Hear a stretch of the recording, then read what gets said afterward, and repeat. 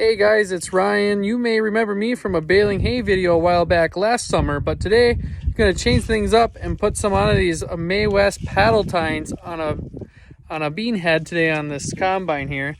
Super easy install, as you can just slide it on, no tools required, and they snap right on. Easy as that can be. The idea behind these tines is that when you're in a little bit lesser of a bean or not a very full canopy to bean, instead of a finger trying to feed beans in, it's more or less a hand helping pull these beans into your bean head.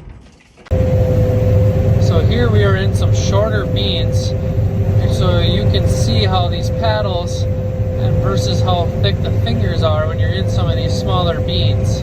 When in these smaller beans, those fingers, it's harder for them to grab a lot more bean when their stems are sort of smaller.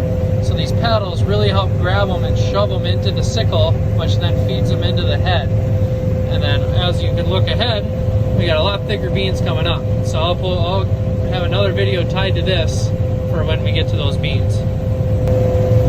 So now as we're in a little bit more of a thicker bean, granted these are planted in 30-inch rows, so it still looks like there's some space in there, but these are pretty good yielding beans in here at the time. Those paddles are still doing their job as they should. They're still giving it that little extra oomph as it comes in. So no matter if you combine yours straight, how we're doing right now, even if you have 30-inch rows, drilled 15-inch rows, smaller, combine at an angle, it does not matter. These paddles will do their job how they're supposed to. And you stagger them throughout on each reel, so that way a paddle kind of stays in contact no matter where that reel is spinning at the current time.